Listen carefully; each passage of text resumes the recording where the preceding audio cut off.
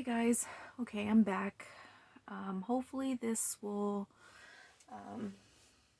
be the last video of this. I know it's taken a long time to get through this. Let's see. So I'll just jump right in. So I left off leaving him and leaving Colorado, and I went back. So, you know, time goes by and I really didn't want to see anybody. I didn't want to meet anybody. After everything I had been through, I was done. I was done with people. So I stayed with my mom and just kind of, didn't want to do anything. But then eventually I'm like, you know what? I guess it's time for me to meet someone. And so I tried again. I tried to meet someone. But this one turned out bad too. So, I guess to summarize it is, my ex, the one that I'd been for a very long time, been with for a very long time, he was an atheist, didn't believe anything, supernatural or anything. But the next guy did, but he was more into the occult. So, but I didn't really piece it until, after a while. So we kind of got together and, he believed in God, but it was like he was still on his journey, and I was kind of the same way, so we kind of connected on that part. And he was more interested in the occult side of supernatural kind of things. And he knew a lot of pagan people, a lot of druids, which is another type of paganism.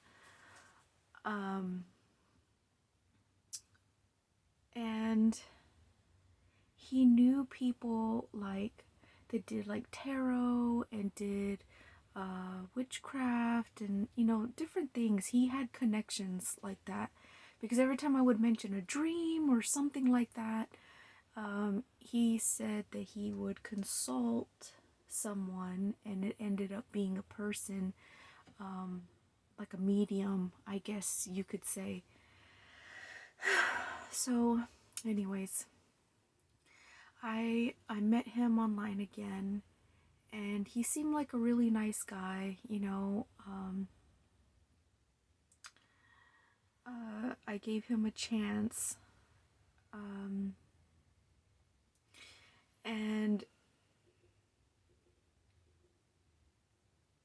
what's interesting is that he mentioned something that really now is I mean, my life is full of red flags, I guess, but it should have been a red flag.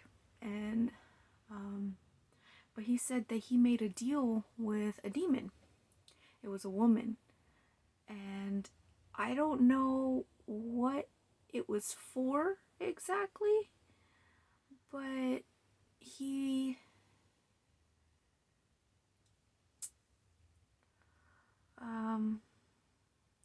he says that when he made the deal, as soon as he did that he was like burning, like his body was burning, and he had like, I don't know, something, it was weird the way he described it, but that's the best way I could describe it. It's like it was burning. And so the reason why he told me this was because one day I saw his face shift, and it was like morphing into like this demon looking thing. And so I told him about it. I said, hey, this is what I saw. I think maybe you might have something that you need to take care of. And then he told me that, and he's like, well, I don't know how to get it out, this and that. And I told him, that he needs to, give his life to Jesus. But it's like he just humored me. It's like he never really had a full intention of repenting, of giving his life to Jesus. Like, he was okay with it. So, and I think it was to not only make him famous, but how do I put this, in a kid-friendly way, to make him better in bed, if that makes sense. But what it did is that it took his ability to do that. And he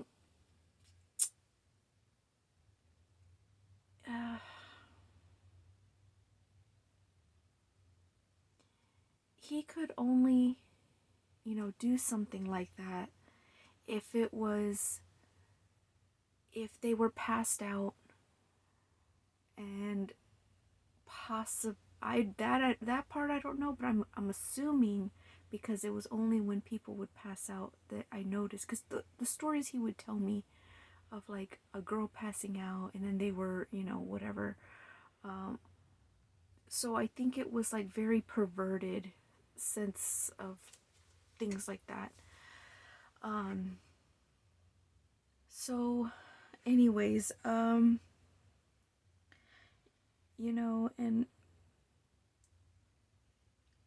so I met him, and we were kind of talking about, the supernatural side of things, and I was getting closer to God, and it seemed like, I don't know, it seemed like he had no intention, like he was just humoring me, like I said before. So I also remember that every time he was near me, he would tremble. His bottom lip would be like shaking all the time. All the time. And I asked him about it, and he says, I don't know, you just make me nervous. I said, why? I didn't think anything of it at the time, Now I know that when you have the power of God, the demons tremble in your sight, they know what you're capable of. But at the time I didn't know. And so his lip was always trembling, and he was always shaking. His hands were shaky, and he was just shaking all the time. So we were kind of like getting to know each other and talking and whatever. And a few months later, my ex, he ends up texting me again. Like, this was a common occurrence, okay? He would text me like nothing ever happened, like it was no big deal, like we were just friends, catching up again. And I was getting tired of it, because yes, I would text him back even though all this stuff happened, and I tried to be nice about it, and I didn't want to be with him anymore, but I was still trying to like let him know, like I would tell him, I don't want to be with you anymore. I don't want to deal with you anymore. I'm done. No. And he would just ignore me and continue to message me as if I had never said that. Like everything was just fine. And like I said, this was a common occurrence. He did this over and over again throughout our 10 years of, being together. And even though the way I left, he still did this. So a eventually, I started messaging him again. We were just talking or whatever, and I was seeing this guy. And like I said, I told him I did not want to be with him anymore. And so I was still, continuing with this guy. And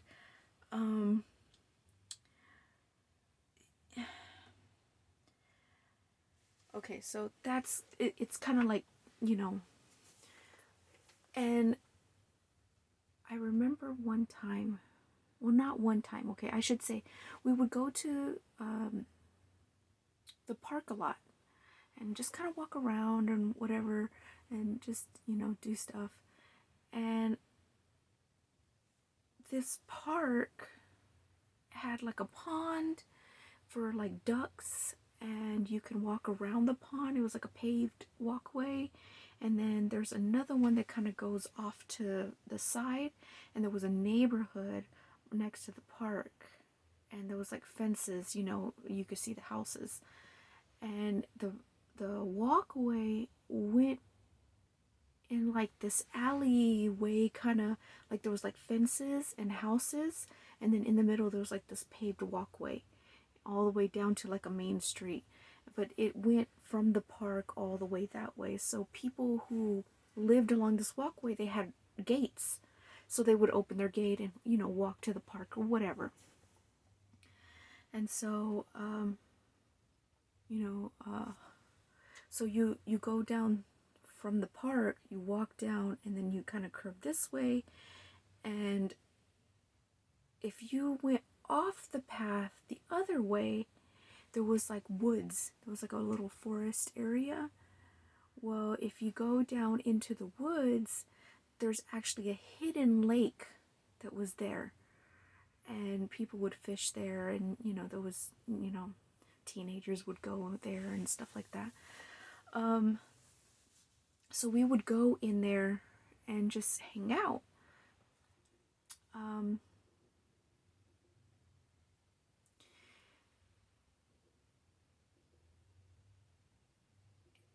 And let's see, because there's different. Okay, I guess I'll say this first. So one night, it was Halloween, and this, now mind you, I wasn't reading the Bible. I didn't really know anything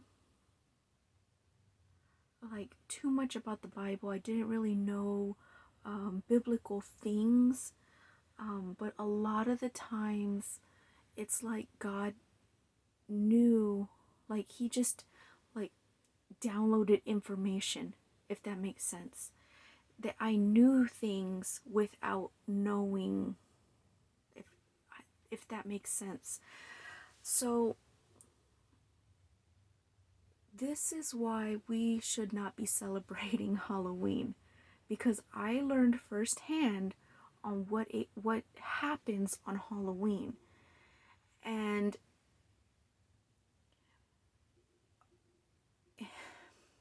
so we were there was like a bench, and then the walkway, okay?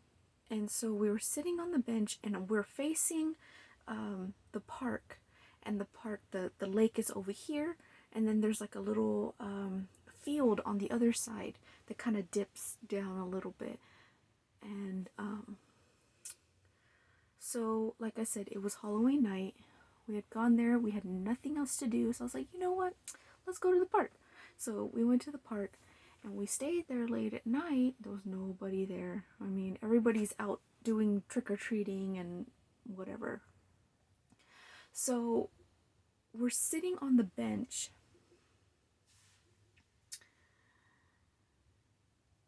and it's true. The veil is the thinnest on Halloween. You can see things. This is why they do the rituals on Halloween, because the physical world, the veil between the physical world and the spiritual world is the thinnest. So the rituals that they do are more powerful, if that makes sense. Like it can easily happen. And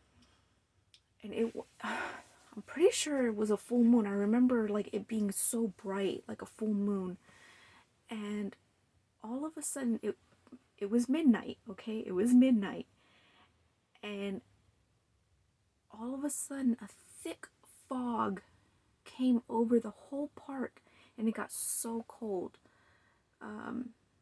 And it was like a thick fog, and you can just see it like rolling in, and the field that was off to the side was kind of dipped, so you can see it kind of go down into the field. And I had the weirdest feeling. It was like I wasn't sitting next to him anymore. It felt like I was sitting next to my ex. And I kept looking up at the moon and feeling this, like I wasn't there anymore, like I was sitting next to him. And several times I almost called him by his name, by my ex's name, instead of that guy's name. And it was such a strong feeling, like I was sitting next to him. It was so weird. Like I was sitting next to a different person. And I just remember looking up at the moon, feeling this, trying not to call him by that name. And then I turned around and I looked at him, and I saw my ex's face look at me, and he grabbed my hand when I saw him, and it was like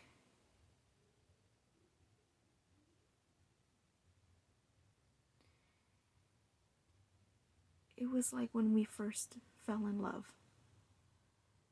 I had this feeling of love, and but it was so dark. And I think people who don't understand like what real love is would think that that's love again. But I knew that it was perverted. It was a perverted sense of love. It was fake. It was false. But I had that feeling of like when we first got together, that feeling of just love and just how it used to be. And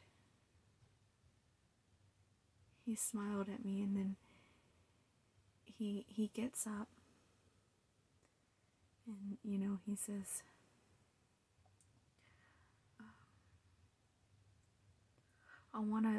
he goes, come on, let's take a walk. Remember, this is a long walkway. Let's take a walk. And I'm like, because I'm kind of in a daze at this point, and I'm just like easily influenced. And so I get up, and I'm just walking with him, but in my mind something tells me, turn around, go back to your car, go home. And I just kept hearing, turn around. And I finally tell him, no, I want to go home. And so I turn around, and he just starts following me. And I was still nice enough to take him home, and I dropped him off, and so another night, we're sitting on the bench again, and he says it again, come on, let's take a walk. I want to talk about our future together. But something in me, like there was just this knowing of what was gonna happen. And it was, when the artist, the music artist, they talk about meeting the devil at the crossroads, right? To get fame and everything. That's what it felt like. And so he says, "Come on, I want to talk about our future together." And I get up, like I said, he tells me when I'm in a daze, when I'm not all the way there, because I think a lot. I'm a constant overthinker, and I sometimes I think too much. And so I get up and we start walking, and he tells me, he's like, you could have so much, like money, fame, anything, and again, I had that feeling, turn around, turn around, go home. And I didn't even let him finish. And I said, I didn't even say anything. I just started walking. I just turned around and started walking. And again, nice enough to take him home and drop him off. And then the